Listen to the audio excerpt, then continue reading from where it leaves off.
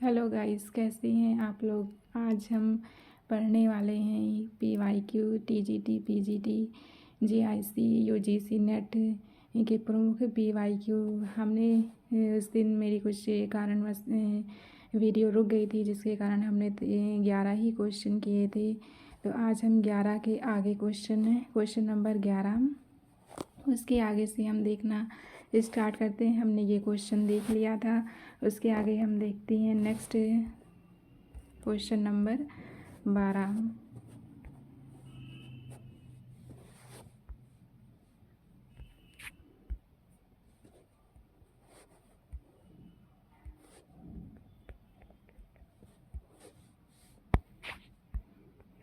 तो question number हमारा 12 है कि मिस्र बंधु ने रीतिकाल को नाम दिया है। मिस्र बंधुओं ने रीतिकाल को क्या नाम दिया है?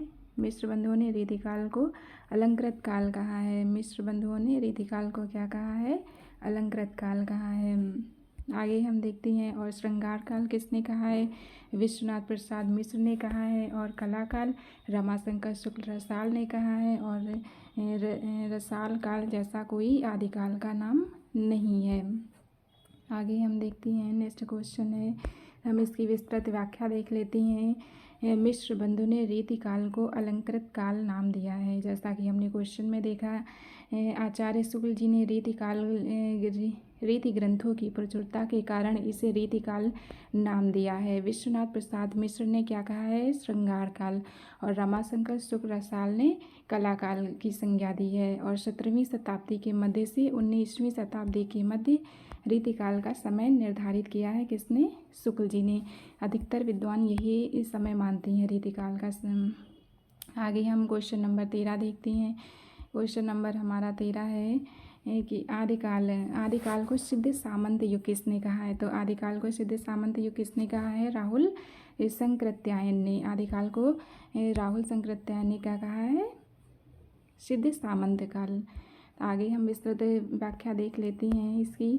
देखिए, ये क्वेश्चन बहुत इंपॉर्टेंट है, कितनी बार पूछा जा चुका है। UPSC GDC 2021 में, DSSB PGT 2018 में। इस तरह से ये क्वेश्चन काफ़ी बार पूछा जा चुका है, इसलिए आपको ये ध्यान रखना चाहिए। आगे हम देखते हैं इसकी विस्तृत व्याख्या। जैसा कि हमने अपनी पुरानी वीडियो में, पिछले वीडियो में दिखा चुके हैं कि आदिकाल को किसने क्या क्या नाम दिए हैं। तो आज हम यहाँ भी आदिकाल के अन्य नाम देख लेते हैं, जिसमें हम देखते हैं सबसे पहले चारण काल किसने कहा है? ग्रियर्सन ने कहा है। बीच वपन काल महावीर प्रसाद द्विवेदी ने कहा है। और वीरगाथा काल आचार्य शुक्ल जी ने कहा है। वहीं राहुल संकृत्यायन कहते हैं सिद्ध सामंत काल। और फिर आते हैं संधिवाचारण काल। संधिवाचारण काल किसने कहा है? रामकुमार वर्मा ने कहा है। और आदिकाल हजारी प्रसाद द्विवेदी ने कहा है। आगे हम अपना कोई 14 क्वेश्चन देखते हैं कि हिंदी साहित्य और संवेदना का विकास, हिंदी साहित्य और संवेदना का विकास किसने रचना की है? मतलब इस ग्रंथ को किसने लिखा? हिंदी साहित्य का संवेदना का विकास किसका है? रामस्वरूप चतुर्वेदी का।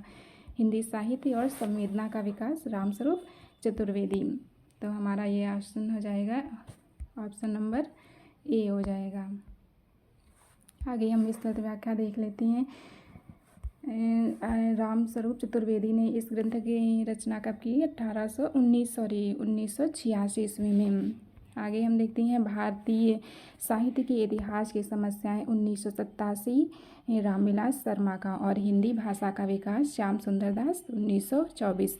ये क्वेश्चन काफ़ी इम्पॉर्टेंट है ग्रंथ ये श्याम सुंदर दास का कई बार पूछा जा चुका है। हिंदी भाषा का विकास 1924 ईस्वी में। नेक्स्ट हम अपना 15वां क्वेश्चन देख लेते हैं। इसकी विस्तृत व्याख्या देखते हैं कि हिंदी साहित्य का इतिहास 1973। संपादक कौन थे? डॉक्टर रामकुमार वर्मा। संपादक कौन थे? डॉक्टर रामकुमार वर्मा। रामकुमार वर्मा ने कोई पुस्तक लिखी नहीं है, बल्कि हिंदी साहित्य का इतिहास 1973 जिसके संपादक थे, जिसमें अलग अलग लेखकों ने इसमें लेख लिखे हैं। और उस लेख के माध्यम से उनको इकट्ठा करके इसका संपादन किया है डॉक्टर नगेंद्र ने। ठीक है, ये हम याद रखेंगे। आगे हम देखते हैं हिंदी साहित्य का इतिहास दर्शन नलिन मोचन शर्मा। हिंदी साहित्य का विवेचनात्मक इतिहास किसका है? 1930 में सूर्यकांत शास्त्री का है। हिंदी साहित्य का विवेचनात्मक इतिहास सूर्यकांत शास्त्री। आगे हम देखते हैं आधुनिक हिंदी साहित्य का इतिहास 1934 कृष्ण शंकर शुक्ल का है। फिर आगे हम देखते हैं modern Hindi literature. Modern Hindi literature किसका है? इंद्रनाथ मदान का, और सन है 1939। दूसरा है हिंदी साहित्य का दूसरा इतिहास बच्चन सिंह का है 1996। आगे हम देखते हैं राजस्थानी भाषा और साहित्य डॉक्टर मोतीलाल मेनारिया। हिंदी का वैज्ञानिक इतिहास 1965 डॉक्टर गणपतचंद्र गुप्त है। ये क्वेश्चन काफ़ी बार पूछा जा चुका है कि हिंदी साहित्य का वैज्ञानिक इतिहास किसने लिखा? तो 1965 में गणपतचंद्र गुप्त ने। हिंदी साहित्य का आधा इतिहास सुमन राजे का है 2003 ईस्वी में, और हिंदी साहित्य का मौखिक इतिहास नीलाभ सिंह। आगे हम अपना 15 क्वेश्चन देखते हैं। नागरी पंचाणी सभा का प्रकाशन हिंदी साहित्य का वृहत इतिहास के प्रथम भाग का शीर्षक क्या था? हिंदी साहित्य का एक नागरी पंचाणी पत्रिका थी जिसमें कुल 16 खंडों में प्रकाशित हुई थी, और उस खंड का प्रथम जो भाग था उस भाग का नाम था हिंदी साहित्य की पीठिका। हिंदी साहित्य किस नाम से प्रकाशित हुई थी? हिंदी साहित्य की पीठिका नाम से। इसकी हम विस्तृत व्याख्या देख लेते हैं कि नागरी पंचाणी सभा द्वारा प्रकाशित हिंदी साहित्य का वृहत इतिहास प्रथम भाग का शीर्षक हिंदी साहित्य की पीठिका। नागरी पंचाणी सभा वाराणसी द्वारा प्रकाशन क्षेत्र पूर्ण की गई 3 सबसे बड़ी परियोजनाओं में हिंदी शब्द सागर, हिंदी विश्वकोश और हिंदी साहित्य का वृहत इतिहास। जो वाराणसी से हिंदी नागरी पंचाणी पत्रिका का प्रकाशन होता था, वहाँ से 3 बड़ी परियोजनाएं थी। एक था हिंदी शब्द सागर, और दूसरा था हिंदी विश्वकोश था, और तीसरा हिंदी साहित्य का वृहत इतिहास। आगे हम देखते हैं प्रस्तुत करने की योजना थी जिस सभा में सन 1953 में स्वीकार किया गया। इसके प्रारंभिक अंतिम दो खंड पहला, दूसरा और 15वां 16वां साहित्य इतिहास से संबंधित विषयों पर केंद्रित है। इसमें क्या कहा जा रहा है कि जो पहला खंड था जिसमें 2 खंड थे, पहले दूसरे 15वें और 16वें खंड में साहित्य इतिहास संबंधी विषय केंद्रित होते थे, और 12वें खंडों में तीसरे और 14वें खंडों में प्रत्यक्षता हिंदी साहित्य का इतिहास निबद्ध था, और इसके प्रथम भाग का शीर्षक हिंदी साहित्य की पीठिका और दूसरे भाग का शीर्षक हिंदी साहित्य की भूमिका हिंदी साहित्य का विकास, हिंदी साहित्य के विकास के नाम से प्रकाशित हुआ था। तो हमने ये नागरी पंचाणी पत्रिका के संबंध में देख लिया। आगे हमारा क्वेश्चन नंबर 16 है कि असंगत चुनिए, मतलब इसमें आपको गलत बताना है, कौन सा गलत है। तो हम देख लेते हैं। सबसे पहले हिंदी साहित्य का दूसरा इतिहास हमें पता है किसका है, बच्चन सिंह का है, बिल्कुल सही है, जो कि 1996 में आया था। दूसरा हिंदी साहित्य की 20वीं शताब्दी, ये श्याम सुंदर दास का नहीं है बल्कि किसका है? हिंदी साहित्य 20वीं शताब्दी श्याम सुंदर दास का नहीं है बल्कि नंदुलारे वाजपेयी का है। और फिर तीसरा है हिंदी साहित्य का इतिहास, यह लक्ष्मी सागर वार्ष्णेय ने ताशी के ग्रंथ का अनुवाद किया था, उसी का नाम है हिंदी साहित्य का इतिहास। और चौथा है हिंदी साहित्य का आलोचनात्मक इतिहास, राम कुमार वर्मा, जो कि 1938 में प्रकाशित हुआ था। इसकी हम विस्तृत व्याख्या देख लेते हैं। हिंदी साहित्य 20वीं शताब्दी, जो कि नंदुलारे वाजपेयी का था, वह 1942 में प्रकाशित हुआ था। और नंदुलारे वाजपेयी की कुछ महत्वपूर्ण कृतियां हैं जो कि अक्सर पूछी जाती हैं, तो हम देख लेते हैं। जयशंकर प्रसाद 1940 आधुनिक साहित्य 1950, महाकवि सूरदास 1952 और रस सिद्धांत 1977। रस सिद्धांत बहुत इंपॉर्टेंट है, कई बार क्वेश्चन यहाँ से पूछा जा चुका है। हिंदी साहित्य नया साहित्य नए प्रश्न 1955, ये भी कई बार पूछा गया है। और रीति और शैली, ये आपके लिए 3 क्वेश्चन, ये 3 रचनाएं बहुत इंपॉर्टेंट हैं। रस सिद्धांत, नया साहित्य नए प्रश्न और रीति और शैली 1979 में। ठीक है, तो आगे हम क्वेश्चन नंबर देखते हैं 17। क्वेश्चन नंबर हमारा 17 है, काल प्रवृत्ति का निर्णय प्राप्त ग्रंथों की संख्या द्वारा नहीं निर्णीत हो सकता है, बल्कि उस काल की मुख्य प्रेरणादायक वस्तु के आधार पर हो सकता है। क्या कह रहे हैं? काल प्रवृत्ति का निर्णय प्राप्त ग्रंथों की संख्या द्वारा नहीं हो सकता है। मतलब अगर हम किसी काल का समय निर्धारित या उस समय को निर्धारित करते हैं कि इसमें आदिकाल चल रहा था या इस समय भक्ति काल चल रहा था या रीति काल चल रहा था, तो वही यहाँ पे कह रहे हैं कि अगर उसमें ग्रंथ निर्णीत हो सकता है कि ग्रंथों की संख्या द्वारा निर्णीत हो सका है, बल्कि उस काल की मुख्य प्रेरणादायक वस्तु के आधार पर ही हो सकता है।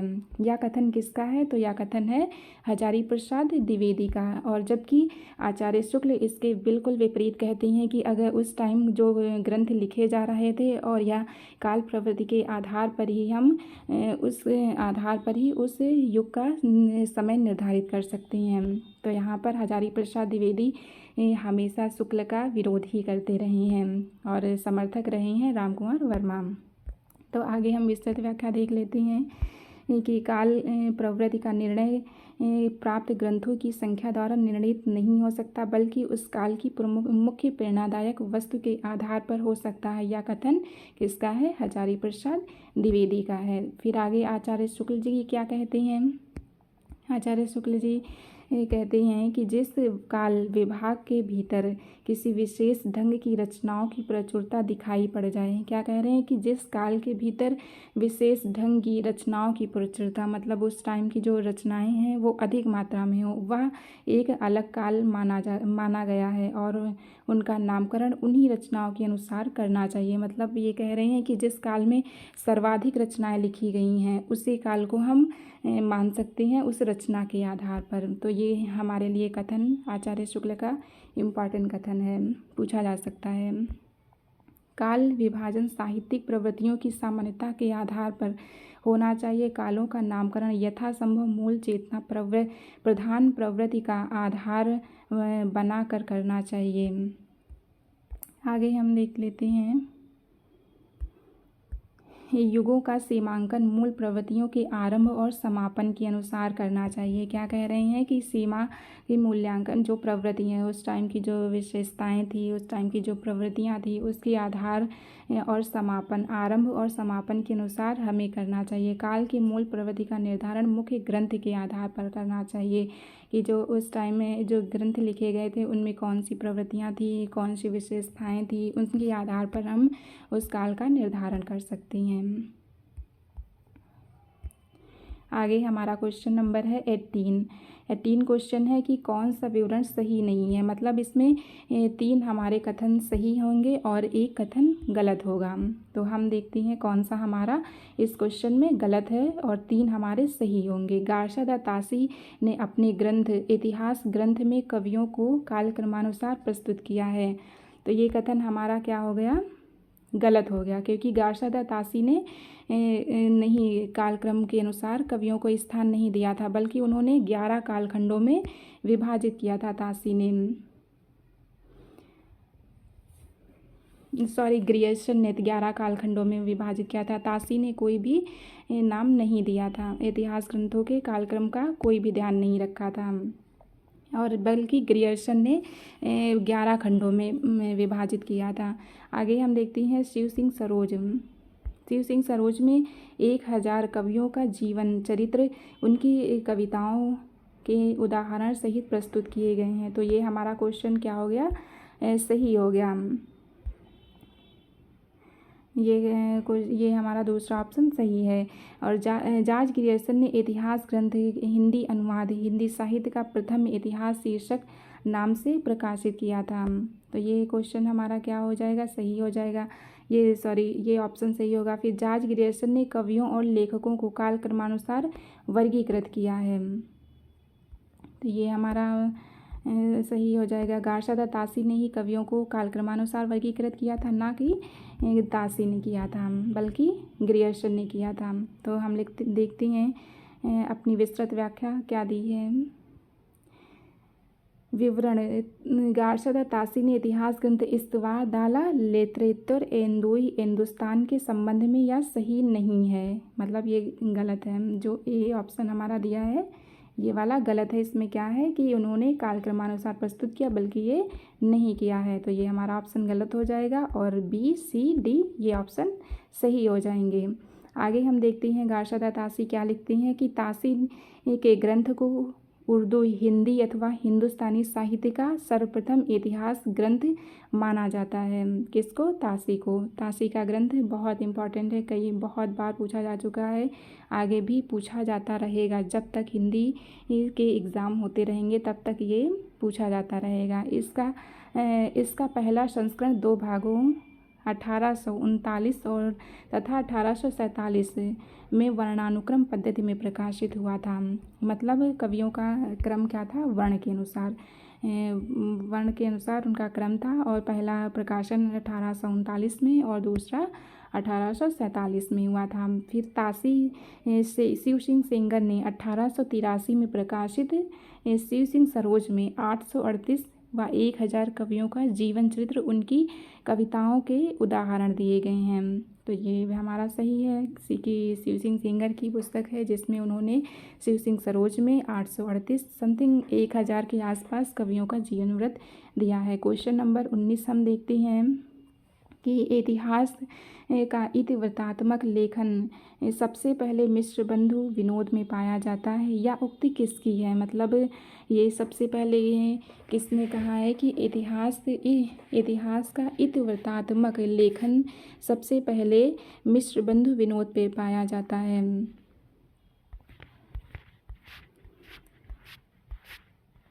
तो ये ग्रंथ मिश्र बंधु विनोद में पाया जाता है। तो हमारा ऑप्शन इसमें बी है, डॉक्टर रामकुमार वर्मा ने कहा है। क्वेश्चन नंबर कौन सा है? 19।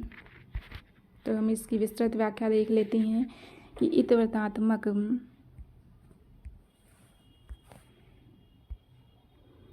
लेखन सबसे पहले मिश्र बंधु विनोद में पाया जाता है, रामकुमार वर्मा का कथन है। और शुक्ल जी ने मिश्र बंधु विनोद के संबंध में क्या कहा है कि बड़ा भारी कवि व्रत संग्रह है। किसको? मिश्र बंधु विनोद को कहा है। और जिसमें श्याम बिहारी, सुखदेव बिहारी, गणेश बिहारी परिश्रम में श्रृंखलनकर्ता कहा जाता है। मतलब ये 3 भाई थे, श्याम बिहारी, सुखदेव बिहारी, गणेश बिहारी, जिन्होंने मिलकर तीनों लोगों ने मिलकर मिश्र बंधु विनोद लिखा और उसको प्रकाशित करवाया। आगे हम देखते हैं मिश्र बंधु विनोद के संबंध में कौन सा कथन सही नहीं है। मतलब कि 3 इसमें सही हैं और 1 सही नहीं है। तो इसमें क्या कह रहे हैं कि इनमें ऑप्शन ए है कि इसमें अनेक कवि जो अज्ञात थे प्रकाश में लाए गए और उनके साहित्यिक महत्व को आंका गया। तो ये हमारा ऑप्शन सही है, ऑप्शन नंबर ए।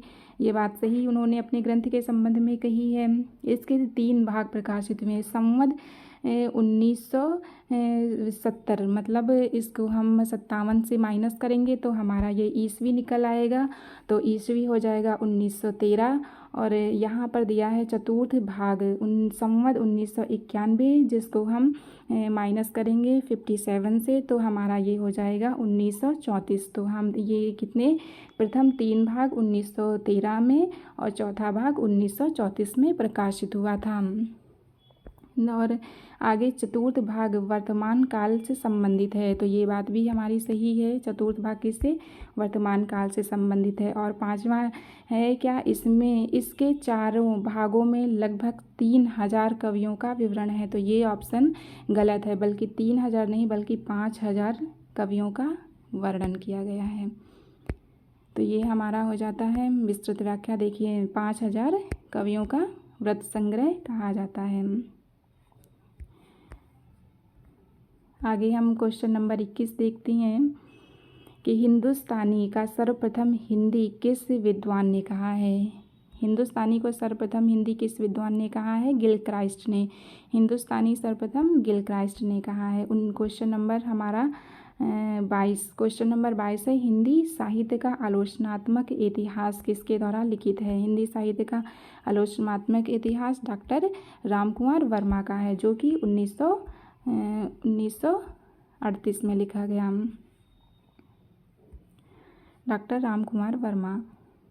वहीं पर हजारी प्रसाद द्विवेदी ने लिखा है।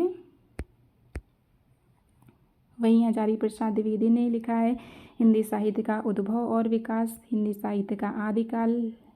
इनके ग्रंथ आचार्य शुक्ल हजारी प्रसाद द्विवेदी ने लिखे हैं। रामकुमार वर्मा ने का जन्म, इनके संबंध में हम देख लेते हैं। इनकी एकांकी इम्पॉर्टेंट है, जिसमें एकलव्य है, रेशमी टाई है, पृथ्वीराज की आंखें हैं, दीपदान है। क्वेश्चन नंबर हम देखते हैं 23। क्वेश्चन नंबर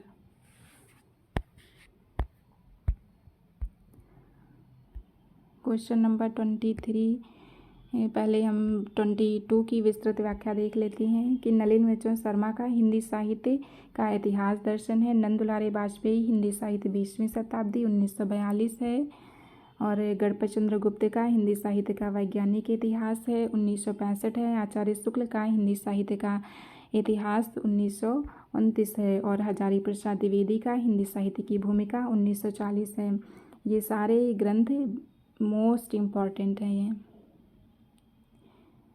ठीक है, आगे हम देखते हैं क्वेश्चन नंबर 23।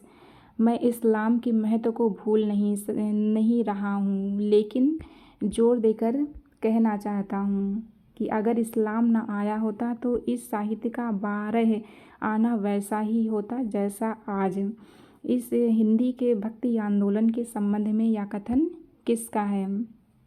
तो यह किसने कहा है कि मैं इस्लाम के महत्व को भूल नहीं रहा हूँ, लेकिन जोर देकर कहना चाहता हूँ कि अगर इस्लाम न आया होता तो इस साहित्य का 12 आना वैसा ही होता जैसा आज।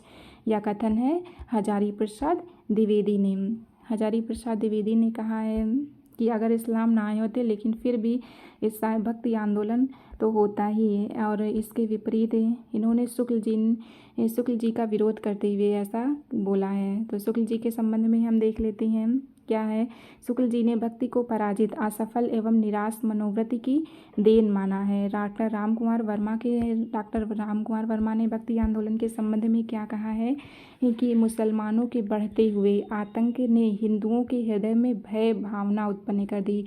मतलब जो मुसलमान के आतंक थे, जो उस टाइम आतंक मुसलमान के थे, उससे हिंदुओं के हृदय में भय की भावना उत्पन्न कर दी थी। और असहायावस्था में उनके पास ईश्वर की प्रार्थना करने के अतिरिक्त दूसरा साधन नहीं था। मतलब वो ईश्वर की आराधना नहीं करते तो और क्या करते। इसलिए ये रामकुमार वर्मा हमेशा शुक्ल जी का पक्ष लेते हैं, और वहीं हजारी प्रसाद द्विवेदी हमेशा उनका विरोध करते हैं। रीतिकाल को श्रृंगार काल नाम रखने का सुझाव किसने दिया था? ये क्वेश्चन 2021 पीजीटी में पूछा गया था कि रीतिकाल को सर्वप्रथम श्रृंगार काल नाम रखने का सुझाव किसने दिया था? तो श्रृंगार काल नाम रखने का सुझाव आचार्य शुक्ल जी ने दिया था। लेकिन श्रृंगार काल कहा किसने था? विश्वनाथ प्रसाद मिश्र ने कहा था। तो ये हमारा क्वेश्चन इसमें पूछा जा रहा है कि रीतिकाल का सुझाव किसने दिया था? तो ये आचार्य शुक्ल जी ने, क्योंकि ये शुक्ल जी ने अपनी पुस्तक में भी उनकी पुस्तक में भी ये कथन मिलता है कि उन्होंने कहा था कि श्रृंगार काल रखने का सुझाव अगर हम दें तो श्रृंगार काल कह सकते हैं, ऐसा शुक्ल जी ने कहा था। तो ये हमारा ऑप्शन ए सही हो जाएगा, क्योंकि यहाँ पर ये पूछा नहीं जा रहा है कि श्रृंगार काल किसने कहा है। यहाँ पर कहा जा रहा है कि श्रृंगार काल रखने का सुझाव किसने दिया था? तो सुझाव दिया था आचार्य शुक्ल जी ने। आगे हम देखते हैं क्वेश्चन नंबर 24। देखते हैं। रीतिकाल को सर्वप्रथम श्रृंगार काल नाम रखने का सुझाव विश्वनाथ प्रसाद मिश्र ने नहीं दिया था, बल्कि ये शुक्ल जी ने दिया था। श्रृंगार काल रखने का सुझाव और रखा था विश्वनाथ प्रसाद मिश्र ने। और जॉर्ज ग्रियर्सन ने रीतिकाल को क्या कहा है? जॉर्ज ग्रियर्सन ने रीतिकाल को रीतिकाव्य कहा है, और मिश्र बंधुओं ने अलंकृत काल कहा है। शुक्ल जी ने रीतिकाल नाम दिया है, और रमाशंकर शुक्ल रसाल ने कलाकाल कहा है, और विश्वनाथ प्रसाद मिश्र ने श्रृंगार काल कहा है। आगे क्वेश्चन नंबर हम देखते हैं। क्वेश्चन नंबर हमारा 25। क्वेश्चन नंबर 25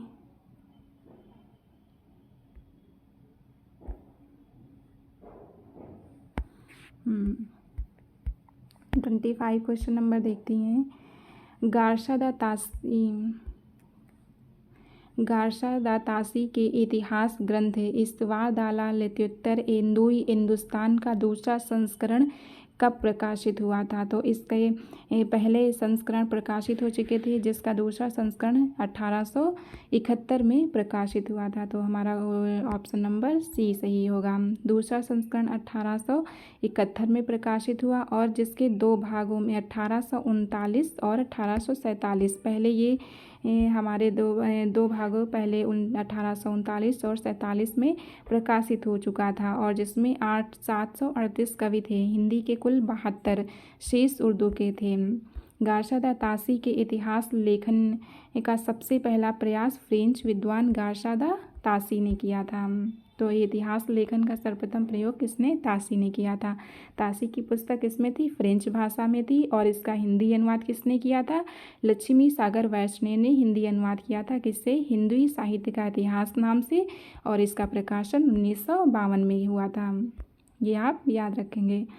आगे हम देखते हैं। क्वेश्चन नंबर 26 है कि आचार्य शुक्ल ने हिंदी साहित्य का इतिहास पहले किस ग्रंथ की भूमिका के रूप में छपा था? तो यह पूछा जा रहा है कि इतिहास ग्रंथ किस भूमिका के नाम से छपा था? हिंदी शब्द सागर की भूमिका से ये छपा था। हिंदी साहित्य का इतिहास आचार्य शुक्ल का है, जो 1929 में प्रकाशित हुआ था। उसके पहले वह हिंदी शब्द सागर की भूमिका के रूप में छप चुका था।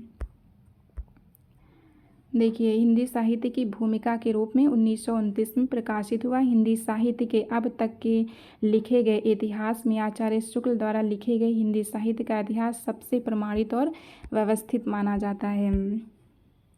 तो सबसे प्रमाणित और व्यवस्थित आचार्य शुक्ल का ही ग्रंथ माना जाता है। देवी कीर्ति सर हमेशा कहते कि जहाँ पर शुक्ल का नाम आ जाए वहाँ पर 21 तोपों की सलामी देनी चाहिए। तो आचार्य शुक्ल का पूरे हिंदी साहित्य में दबदबा रहा है। तो आगे हम देखते हैं कुछ ग्रंथ। तज़किरा ई सुवराई ई हिंदी 1848 मौलवी करीमुद्दीन। दूसरा है हिंदी काव्य संग्रह 1873 महेश दत्त शुक्ल। और तीसरा है हिंदी साहित्य की भूमिका 1940 हजारी प्रसाद द्विवेदी। आगे हम देखते हैं हिंदी साहित्य का उद्भव और विकास ये किसकी है? हजारी प्रसाद द्विवेदी की 1952। और हिंदी साहित्य का आदिकाल हजारी प्रसाद द्विवेदी 1952। हिंदी साहित्य का वैज्ञानिक इतिहास गणपत चंद्रगुप्त 1965। और हिंदी साहित्य का संवेदना और विकास 1986 रामस्वरूप चतुर्वेदी।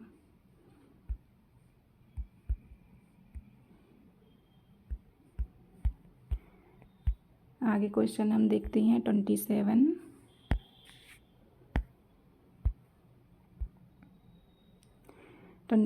क्वेश्चन है आचार्य शुक्ल जी ने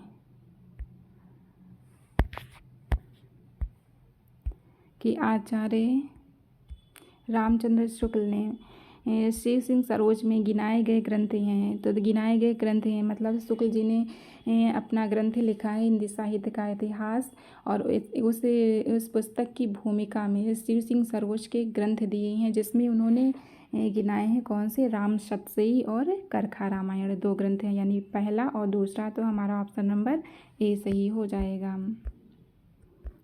आगे हम देखते हैं सुमेलित करना है हमें कौन किसका ग्रंथ है। तो हिंदी साहित्य पद्मलाल पुन्नालाल बख्शी। हिंदी साहित्य का पद्मलाल पुन्नालाल बख्शी का है हिंदी साहित्य का विमर्श। हिंदी साहित्य का विमर्श पद्मलाल पुन्नालाल बख्शी। अध्याय सिंह उपाध्याय हरिऔध का है हिंदी साहित्य और ये हजारे रामस्वरूप चतुर्वेदी हिंदी साहित्य और संवेदना। रामस्वरूप चतुर्वेदी का है हिंदी साहित्य और संवेदना। और हजारी प्रसाद द्विवेदी हिंदी साहित्य की भूमिका। और अयोध्या सिंह उपाध्याय हरिऔध का है हिंदी भाषा और उसके साहित्य का विकास। तो हमारा आप हो जाएगा का दूसरा है और खा का चौथा है। का दूसरा और खा का चौथा। तो का दूसरा खा का चौथा ऑप्शन नंबर 4 हो जाएगा। आगे हम देखते हैं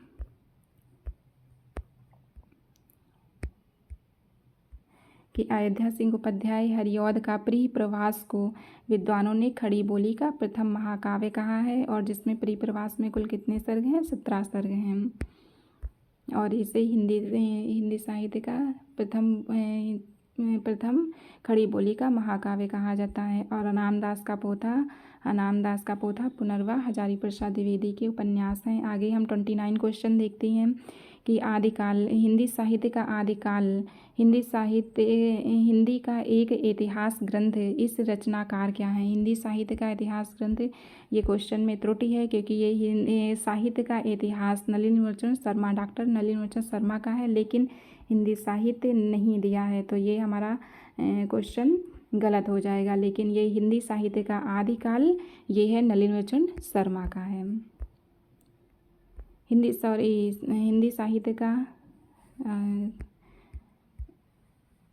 साहित्य का आदिकाल हजारी प्रसाद द्विवेदी का है, 1952 में प्रकाशित हुआ था।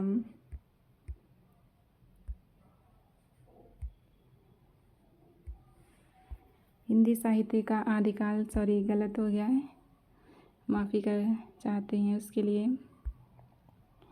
देखते हैं हिंदी साहित्य का आदिकाल हजारी प्रसाद द्विवेदी का है, जो कि 1952 में प्रकाशित हुआ था। और या हजारी प्रसाद द्विवेदी का ग्रंथ है। इनके अन्य ग्रंथ हिंदी साहित्य का उद्भव और विकास 1952, हिंदी साहित्य की भूमिका 1940 और आचार्य शुक्ल का हिंदी साहित्य का इतिहास 1929। ये नलिनी लोचन शर्मा का हिंदी साहित्य का इतिहास दर्शन है। इससे हम कन्फ्यूज़ हो गए, सॉरी गाइस, उसके लिए माफ़ी चाहते हैं। आगे हम 30 क्वेश्चन नंबर 30 देखते हैं।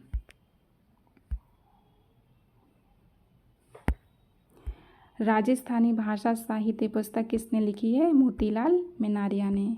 तो ये राजस्थानी भाषा साहित्य किसकी है? मोतीलाल मेनारिया ने लिखी है।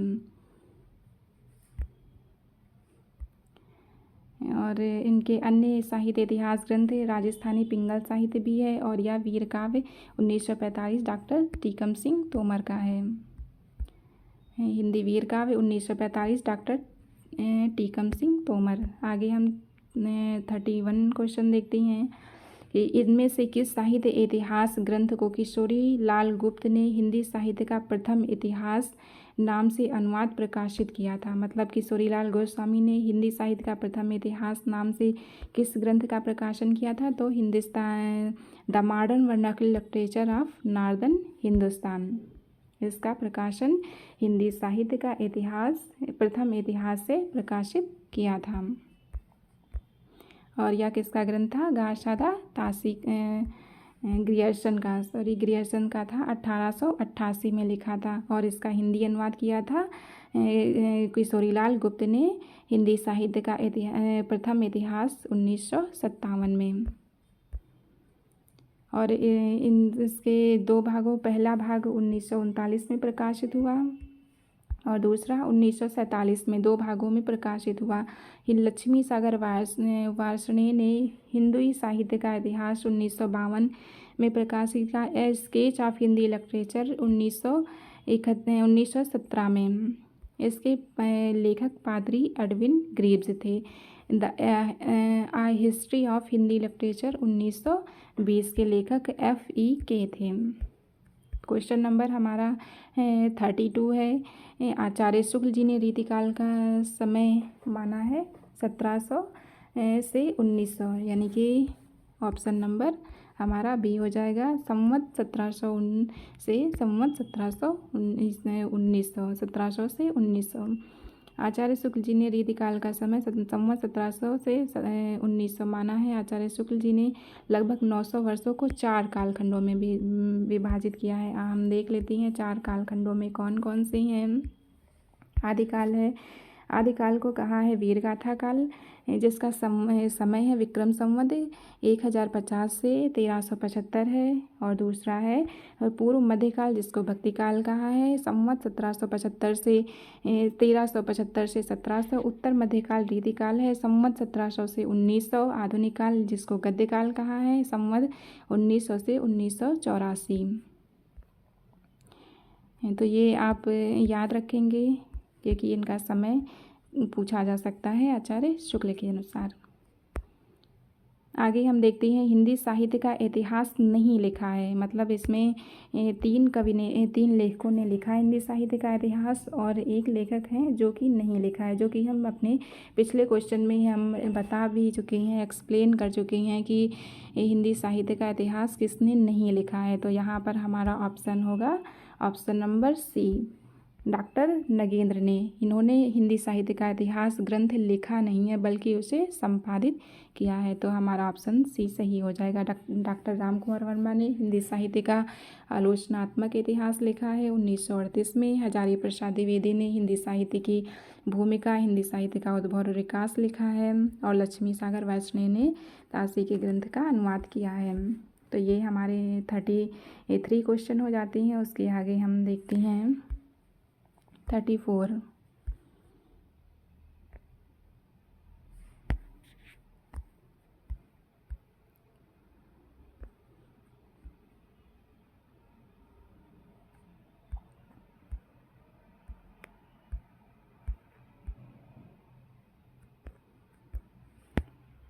ये हमारा 34 क्वेश्चन है कि किस साहित्य इतिहास ने अपने इतिहास ग्रंथ में लगभग 5000 कवियों का विवरण किया है।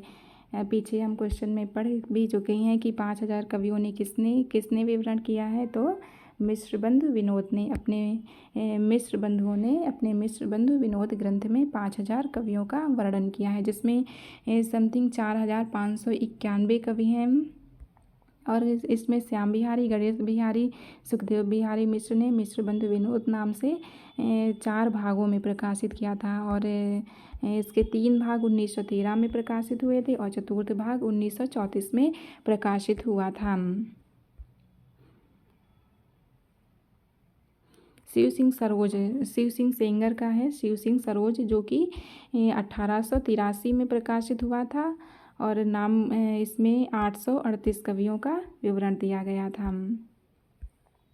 और ग्रियर्सन ने 952 कवियों को स्थान दिया है। आचार्य शुक्ल जी ने अपने इतिहास ग्रंथ में 1000 कवियों और लेखकों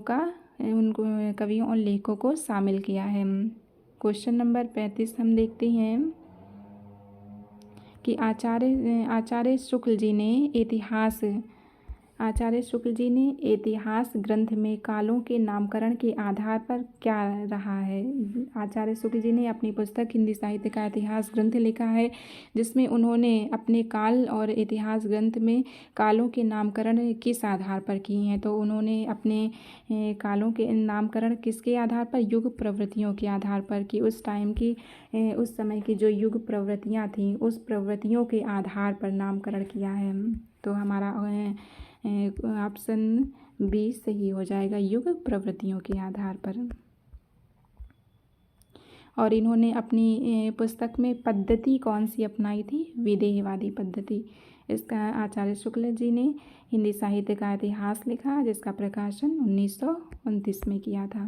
आगे हम देखते हैं इतिहास लेखन की सबसे विकसित पद्धति कौन सी है। तो इतिहास लेखन की सबसे विकसित पद्धति कौन सी रही है, विदेहवादी पद्धति की रही है। विदेहवादी पद्धति रही है, जिसमें आचार्य शुक्ल जी ने अपने ग्रंथ इसी पद्धति में लिखा है। आगे हम फ्रेंच विद्वान तेन ने भी इसी पद्धति का प्रयोग किया है। आगे हम क्वेश्चन नंबर 37 देखते हैं। हिंदी साहित्य का इतिहास दर्शन नामक ग्रंथ किसने लिखा है? तो ये क्वेश्चन हमारा था कि हिंदी साहित्य का इतिहास दर्शन किसी ने नहीं लिखा है, बल्कि हिंदी साहित्य का इतिहास दर्शन नलिन विचून शर्मा का है, ना कि हिंदी साहित्य का इतिहास। तो ये हमारा ऑप्शन नंबर बी सही हो जाएगा। देखिए, हिंदी साहित्य का इतिहास दर्शन नामक इतिहास ग्रंथ के लेखक नलिन विचून शर्मा है। हिंदी देने के कारण यह प्रश्न त्रुटिपूर्ण किया गया है, मतलब इसमें हिंदी नहीं होना चाहिए था, इसलिए यह गलत क्वेश्चन हो गया, क्योंकि हिंदी साहित्य का इतिहास हिंदी साहित्य का नहीं है, बल्कि साहित्य का इतिहास दर्शन नलिन विलोचन शर्मा का है। आगे हम देख लेते हैं, कुछ ग्रंथ हैं। विजेंद्र स्नातक का है हिंदी साहित्य का इतिहास, और डॉक्टर नामवर सिंह का दूसरी परंपरा की खोज पूछा जाता है। नामवर सिंह का डॉक्टर विनय मोहन हिंदी साहित्य का अभ्युत्थान है। भारतीय साहित्य की भूमिका, तो भारतीय साहित्य की भूमिका किसने लिखी है? डॉक्टर रामकुमार वर्मा ने। भारतीय साहित्य की भूमिका के लेखक हैं डॉक्टर रामविलास शर्मा हैं। इनकी पुस्तक है भारतीय सौंदर्य बोध और तुलसीदास लोक जागरण, हिंदी साहित्य और हिंदी साहित्य परंपरा का मूल्यांकन आदि। दूतनाथ सिंह की सपाट चेहरे वाला आदमी कहानी संग्रह है। सपाट चेहरे वाला आदमी दूतनाथ सिंह का कहानी संग्रह है। निराला आत्महंता आस्था आलोचना ग्रंथ है। आगे हम 39 क्वेश्चन देखते हैं। इनमें किस साहित्य इतिहासकार ने अपने इतिहास ग्रंथ में हिंदी के गद्य साहित्य को गद्य का आविर्भाव, गद्य का प्रवर्तन, गद्य का प्रसार, गद्य की वर्तमान गति नामक खंडों में विवेचित किया है? तो यह किसने किया है? आचार्य शुक्ल जी ने। ऑप्शन नंबर सी हमारा सही हो जाएगा, क्योंकि शुक्ल जी ने अपने इतिहास ग्रंथ में जो खंड दिए हैं उसमें गद्य का आविर्भाव नाम से किया है, गद्य का प्रवर्तन, गद्य का प्रसार, गद्य की वर्तमान गति खंडों में विभक्त किया है। तो हमारा ऑप्शन सी सही हो जाएगा। क्वेश्चन नंबर 40 है। हिंदी साहित्य के उत्तर मध्यकाल को कलाकाल किसने कहा है? तो अभी हमने पीछे देखा हिंदी रीतिकाल को किसने क्या कहा है, तो यहाँ पर कलाकाल किसने कहा है? रमाशंकर शुक्ल रसाल ने आदिकाल को कलाकाल कहा है। ऑप्शन नंबर बी हो जाएगा हमारा। तो रमाशंकर शुक्ल रसाल ने आदिकाल को कलाकाल कहा है, और विश्वनाथ प्रसाद मिश्र ने श्रृंगार काल कहा है, और शुक्ल जी ने रीतिकाल दिया है। द मॉडर्न क्वेश्चन नंबर 41 है। The modern vernacular literature of northern Hindustan के लेखक कौन है? तो the modern vernacular literature of northern Hindustan George Grierson है। किसका है? जॉर्ज ग्रियर्सन का है।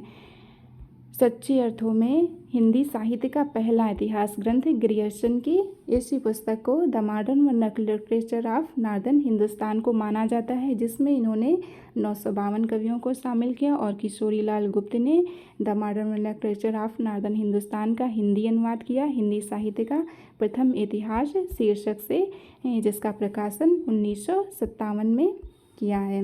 तो ये हमारे क्वेश्चन हो जाती हैं 41। इसके आगे हम 42 से कल देखेंगे। कृपया हमें ज़रूर बताएं कि हमारा वीडियो आपको कैसा लगा। कमेंट सेक्शन में लाइक करें और सब्सक्राइब करें। धन्यवाद।